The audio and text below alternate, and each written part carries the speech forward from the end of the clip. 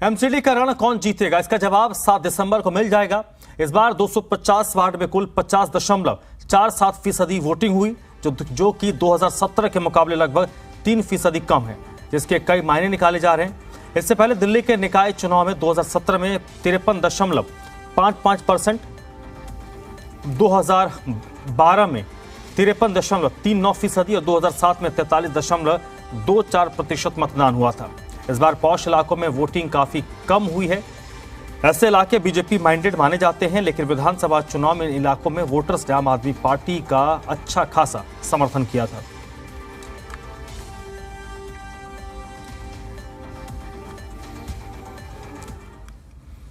दिल्ली के deputy CM Manish Sisodia और विधायक दुर्गेश पाठक का दावा है कि एमसीडी में केजरीवाल आ रहे हैं। वहीं दुष्यंत गौतम और रमेश विधूड़ी कह रहे हैं कि एमसीडी में आएगी तो सिर्फ बीजेपी। उधर कांग्रेस के नेता भी बीजेपी की हार का दावा करते नजर आए, लेकिन असल में एमसीडी में कौन आ रहा है, इसके लिए चंद दिनों का इंतजार और सही।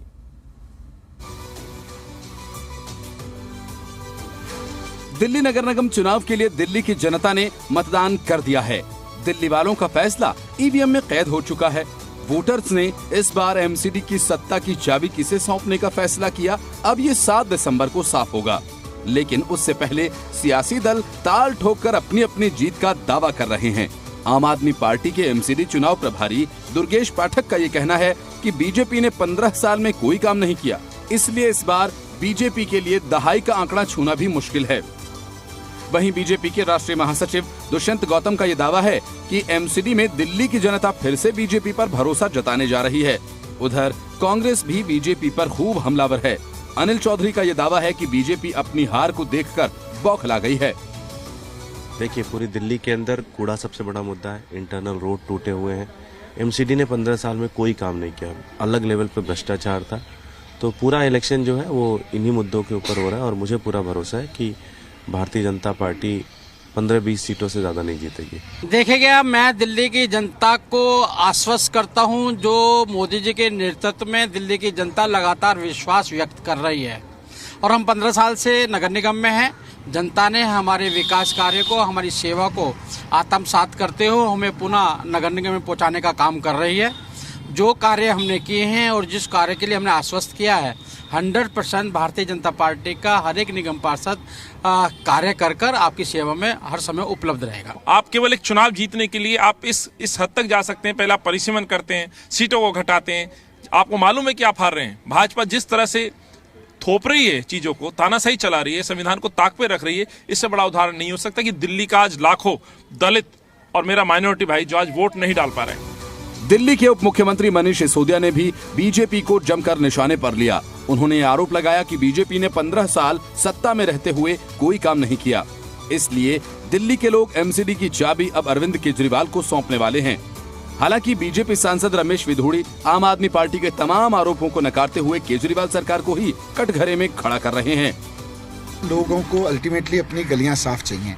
15 साल से भारतीय जनता पार्टी ने कोई साफ सफाई नहीं कराई, कूड़े के पहाड़ दिए, हर तरफ गंदगी फैलाई।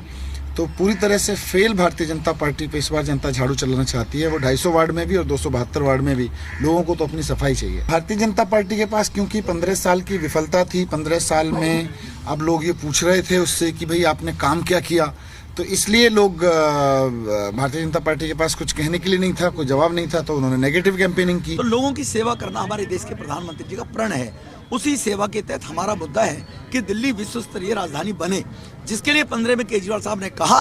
और आज जिन कूड़े के ढेर पर केजरीवाल साहब खड़े हो रहे हैं जाकर, 8 साल में केजरीवाल साहब बताएं कितनी बार आपने मेयर को बुलाकर कितने फंड देने की हेल्प की थी। कूड़े के ढेर वहां पर हैं जो कूड़े के ढेर होने चाहिए। लैंडफिल साइट मास्टर प्लान में वो होने ही चाहिए थे कूड़े के ढेर, लेकिन उनको निस्तारण करने का काम चाहे पहले कांग्रेस थी चाहे केजरीवाल साहब थे।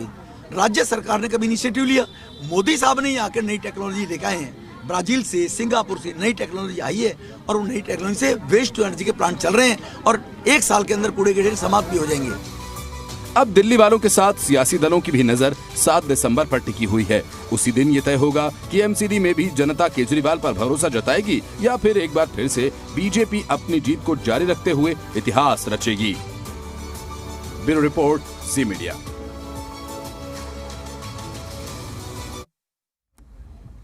दिल्ली में एमसीडी के लिए मतदान हो चुका है और ऐसे में आम आदमी पार्टी और बीजेपी अपनी अपनी जीत का दावा कर रही है। कांग्रेस का भी दावा है कि इस बार दिल्ली में मेयर उनका ही बनेगा।